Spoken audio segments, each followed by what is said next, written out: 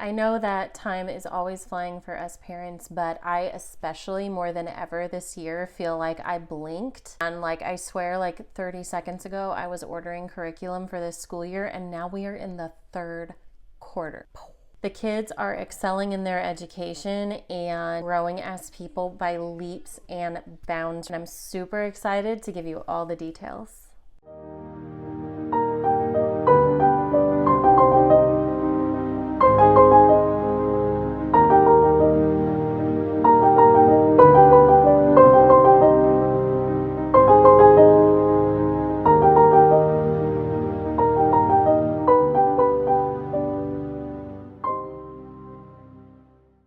Hi everybody, and welcome back, or welcome if you're new to Daisy Chain Principles. My name is Livy. I'm a homeschool mom to two incredible kids. I love to take everything I learn about habit building, efficiency, raising motivated individual learners, and sharing it with you guys. Today's video is in collaboration with Devine from Calm in the Chaos Homeschool and Shauna from Homegrown Homeschool. Be sure to check the link in my description. You can see a playlist full of mid-year check-ins from other homeschool mothers. Just last week, I shared a video explaining our whole homeschool routine beginning to end. We do read aloud, which is all of our group subjects. Then we break out into individual classes of language arts and math, and that is our entire homeschool day. So I'm going to go over each of those in that order, just kind of break down what's working and what's not. Starting with read aloud, right after we pray and go over emergency information, review of different areas we're studying on the map, things like that. When we actually get into our books, we always start with poetry. And right now we're reading Where the Sidewalk Ends. You probably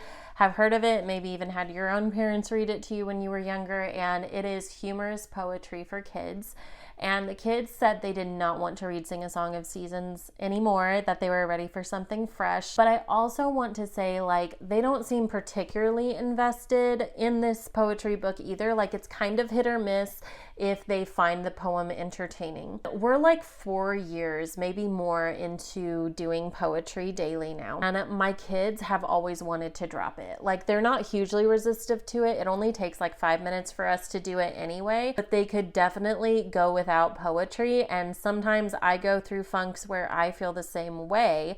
And I'm someone who loves poetry in general, but just one of those things where I'm hitting a wall where I'm like, why do they need this? Why are we doing this? Yes, poetry is good, but if the popular vote is to drop it, can we drop poetry? Is that okay? I wouldn't say that poetry is going badly. Again, it's really short and sometimes they do like the poems, but I'm not sure what purpose the habit of daily poetry is serving. We are just kind of doing it. If you've been around here much, you know that our homeschool day is what I consider extremely short. Homeschooling is done in 3 hours, 4 days a week. And I'm not a fan of busy work at all. I think that kids should be learning or free to do their own thing, generally speaking. Next, we always read our devotional by Louis Giglio. It is both Bible and science. It takes about 10 minutes. I would say this is going really well. This is the third book in the series, and I had no intention of reading the second or third one, but my kids ask to keep going on it because they love it so much. Now, I personally am itching to do our next Bible study with them, which is going to be the Bible Recap for Kids. You may or may not have heard of the Bible Recap Study by Tara Lee Cobble. I personally read it in my own time. In my opinion, it is a life-changing Bible study. It literally dives into the culture, details that most of us would never otherwise know from Old Testament scholars, in just a few minutes a day, in a bite-sized amount, a daily amount that anybody can do. So the fact that Tara Lee Cobble wrote a new one for kids has me so excited, but I don't want to overlook the fact that my kids are still getting a ton from the Louis Giglio books, and so I want to finish that. Because the lessons are pretty small that I read them every day, it does encourage a lot of really good discussion. I mean, every now and then, sure, a lesson is boring, but generally it piques a lot of interest in my kids, and a lot of times I'll just end up getting on Google with them them, we'll look up the type of animal we learned about or the mountain that it mentioned. Or one time we even watched a whole documentary. We looked up a documentary about a particular river in Africa. We had read a devotional, something about one of the largest rivers in Africa, and so we just decided to take some time that day and watch a documentary about it. So I feel like it is establishing a good appreciation for God and His creation and an appreciation for science and getting a good foundation going before we go,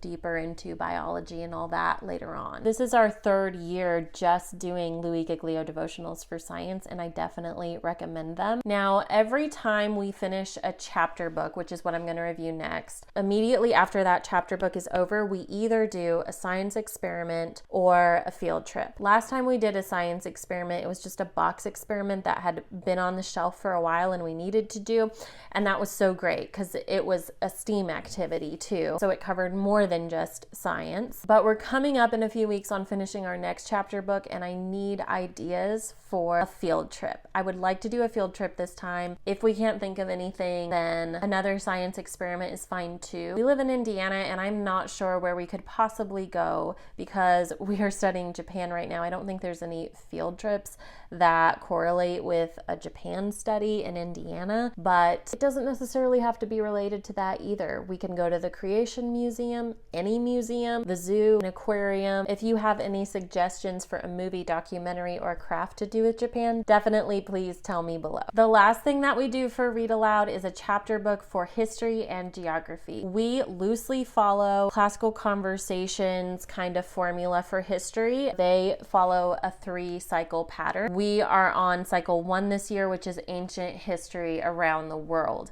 That is very overwhelming. You can't possibly touch on all the countries in the world in ancient history, so I had to pick and choose. And right now we are studying Japan. I don't understand why our school system doesn't teach our kids Eastern history, but I think Eastern history is as relevant to history in general as Western society history, so I want to be sure we touch on some of that. We are reading Heart of a Samurai right now. It is a chapter book for kids, but based on a true story about this group of Japanese men who get stranded on an island and end up getting on a boat to America. Now, back up for a second. Before we started this book, we read A Cry from Egypt, and my kids loved it, which shocked me. I didn't enjoy it that much. I felt like it was okay. The story was okay. The writing was okay. Part of that might be because this was historical fiction. It was based in 1300 BC Egypt and what life would have looked like for a Hebrew slave back then. I have heard the stories of Moses and everything else and Pharaoh 1,000 times, so maybe I was a little bit biased toward not wanting to read it anyway. But when we got to the end of the book, the kids said that they absolutely loved it and they were sad that it was over. So if you need some sort of Middle Eastern, biblical, or ancient history chapter book to read to your kids, Cry from Egypt was really popular with my kids and easy to read out loud. That being said, we are on to Heart of a Samurai. I absolutely love this book. The story is interesting. The writing is excellent. There's a cliffhanger at the end of every chapter, and I haven't directly asked the kids how much they like it yet. I usually wait till the end of the book for a full review from each of them, but they are retaining. When I ask them the next day what happened in the previous chapter, they tell me with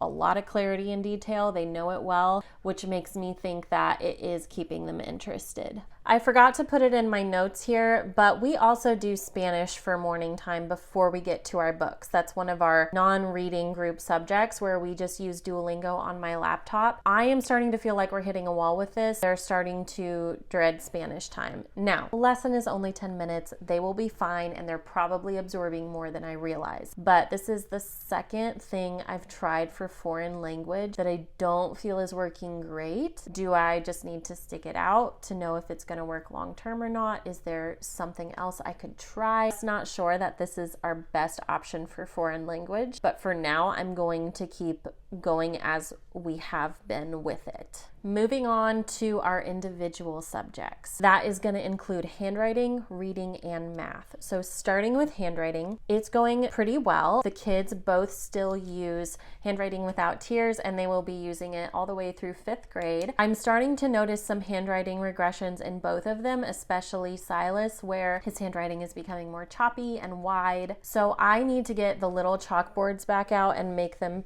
practice just making those letters more symmetrical and even. They complain when I make them go back to the chalkboard. I think they feel like that's like what preschoolers need, but hey, sometimes I need to start over on handwriting too. Like I feel like handwriting regression is somewhat normal, especially in kids. I also wish the handwriting books were longer because they breeze through them. Like I have to stop them after 1 or 2 pages. Handwriting is something that's easy to just hand off to the child and let them do without me. They don't necessarily need me present, but writing the bullet points for this video today, I realized, hey, like their handwriting is regressing and they're getting by with it because I'm not watching them practice. That is something that's going to change for 3rd quarter, is I'm going to sit down next to them with the chalkboard. I think we'll all be glad in the end that I made sure the curriculum was doing its job for them. Then for reading, both of the kids are in All About Reading. Daisy is in level 1, Silas is in level 4. Keep in mind they are 8 and 10 years old. It's going extremely well. I feel like level 4 is just right for Silas right now. It is challenging him a little, but not so much that it is discouraging for him. It's challenging him enough that he's learning new things, but it's also creating a love for reading in him. I feel like he acts like he actually looks forward to his reading lessons because he's good at it. They're having him at this level practice a lot of 3 and 4 syllable words. They're bringing in some grammar rules, even though it is not a grammar curriculum, some decoding rules to introduce spelling. No, I do not have my kids in a spelling and grammar curriculum right now. They just get read aloud, handwriting, and reading. That will change next year. But I truly believe that any younger than that, that's kind of all they need. So Silas is mispronouncing some words finally. It can be hard to challenge him in reading, which is good. So there's been need to slow down, correct, and learn something new, but not for the whole lesson. Daisy has really grown and stretched me as a parent in how she responds as a student. She can be easily discouraged, especially in reading. We have struggled. I have talked to teachers. I have done my research. I have changed curriculum. Reading has just been hard for her, and that's okay. By the time most kids are 15, you will not know or care when they finally had their reading breakthrough. But all of a sudden, she is excited for reading lessons, which never happens. I'm seeing breakthroughs in her starting to be able to blend together sounds and read words more fluently without so much help from me, definitely without as much correction. And just 2 nights ago, I offered to read a bedtime story to them,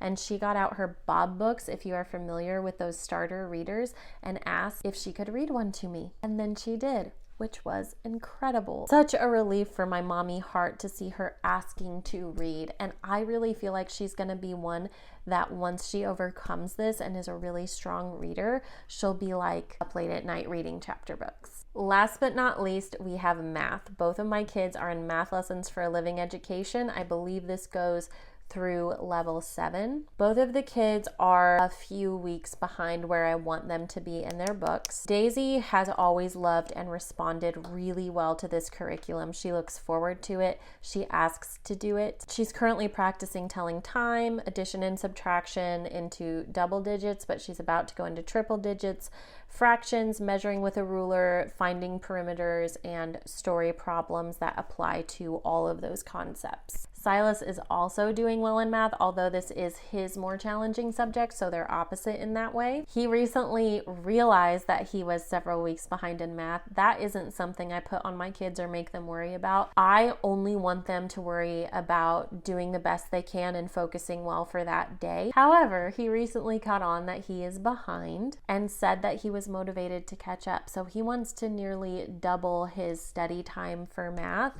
And I'm so proud of him, and it's so cool to see that side of him come out. I'm still trying to help him memorize multiplication and division. We just drill flashcards for a few minutes before we go into his lesson. Depending on the lesson, that will also review multiplication and division. What is the best foolproof way to teach kids multiplication and division. There's a million ways. I'm wondering if I should lean more into songs or do something other than flashcards. I remember feeling like multiplication and division was something that I mentally burned out on quickly. Like I didn't want to do dozens and dozens and dozens of problems, and I don't want to make my kids do worksheets like that either. I would rather do smaller drills on a daily basis for that memorization. There were times as a child that I memorized multiplication tables and then lost them, and I still struggle with that as an adult today. I'll memorize them and I will regress and memorize them and regress, even though I actually use it somewhat in my daily job. I don't think we've been drilling flashcards long enough for me to say it's not working. I actually do think it's working, but I'm always open to improving too. I am starting to notice a lot of maturity and growth in both of the kids as individuals that is just making me so proud of them. Silas loves basketball. He's been playing for about a year now, and he started to ask to take it more seriously. He practices his own free time at the gym while I'm off like lifting weights and doing my own thing. He will be practicing basketball in the gymnasium area. He's asked to be part of a travel team. We've been listening to motivational speeches together from Kobe and some of the other great basketball players. We talked the other day saying how he's kind of intimidated at the idea of joining a really talented, really serious, organized team. And we had a conversation and listened to a podcast about being the underdog and how you have to embrace it and how failure and humiliation is part of success and how it's good. Several months ago, I was listening to How to Win Friends and Influence People in the car on one of our long drives that we have to do about every other week. I listen to this book every year, and the kids were asking me to turn it up, and they were listening to it. So cool. In Daisy, I am noticing she has an itch more and more for art. Now, she's always loved to draw and paint and color, but now she's doing it for hours on end every day. Keep in mind, my kids have almost completely unlimited screen time. She will set up her little tablet with a video or show she wants to watch and will draw the whole time, or put up like YouTube tutorials for something she wants to learn to draw. Daisy is an adventurer at heart, so she wants to try all the things. She just has one of those personalities. My big brother's doing this, so I want to do it. I saw that on TV, I want to try it. She's also very artsy and craftsy. Rather than tell her she has to choose something, I feel like we should kind of go with it. I feel like that's the personality God gave her, and in order to decide and live her life to the fullest, she needs to be allowed to try lots of things. The only requirement we give her as parents is she has to finish them. You don't stop in the middle of a season, you don't stop in the middle of whatever, but we do want her to learn to do the work in anything she wants to try. So while she would say that she's interested in many things, her actions to me are reflecting a real passion for drawing right now. And I, as a parent, need to be like nurturing that more, I feel like. So that's something else I'm going to be paying lots of attention to going into our third quarter. And that pretty much sums up the first half of this school year. We're in a really good routine, really good habits and rituals for homeschool right now. I would say it's very functional, it's very focused, never perfect, but that's okay. If you enjoyed this, you want to be sure to check out the collaboration below and subscribe, because I do post videos every week. See you guys next time. Happy homeschooling.